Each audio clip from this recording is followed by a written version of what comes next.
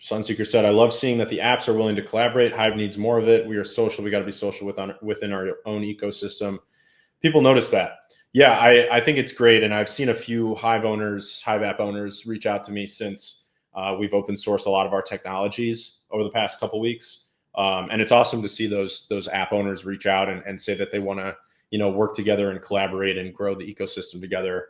I think collaboration is going to be the approach to growth that matters, not just in terms of us collaborating with, my friends at, Solana, Arbitrum, and other blockchains, but also collaborating with, other applications within Hive. I think is going to be really important as well.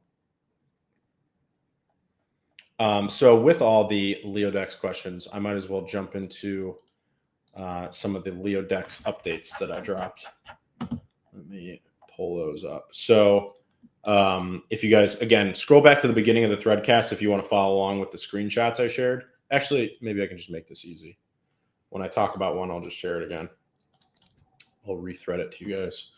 All right, so I just rethreaded that. But I rethreaded a screenshot of LeoDex over the last 7 days.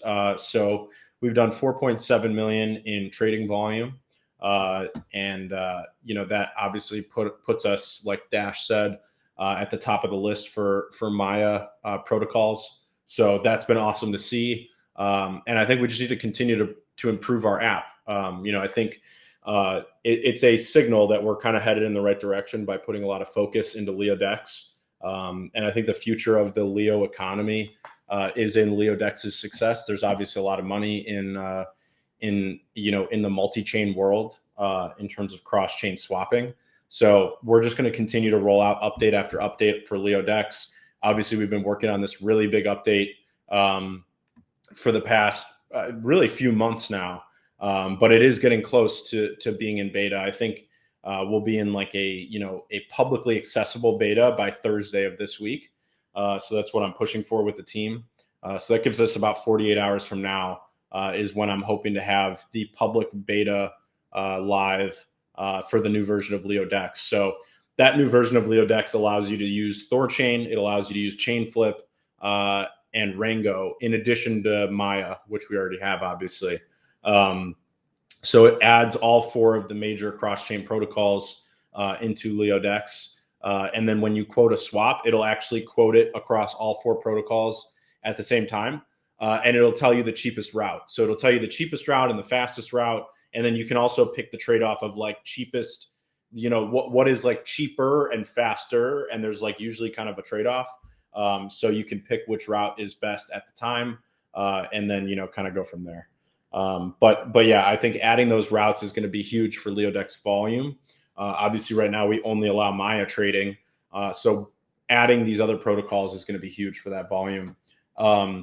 In addition to that, we are adding the big wallet update. So that's our wallet framework that's also going to get utilized for the Hive signups. But that wallet framework allows you to use, the Coinbase wallet, Ledger, Trezor, Trust Wallet, and many of these other options. So we're adding a lot of wallet optionality along with the 4 protocols all going live simultaneously. So that's going to be huge, obviously, in terms of potential trading volume that Inleo can attract. I think it's, significant in terms of what we can do with LeoDex. And then the next screenshot I shared, which I am going to paste in the threadcast now, is of the first ThorChain swap that happened on LeoDex. So we've been obviously doing some tests, and yesterday we did the first ThorChain swap using LeoDex.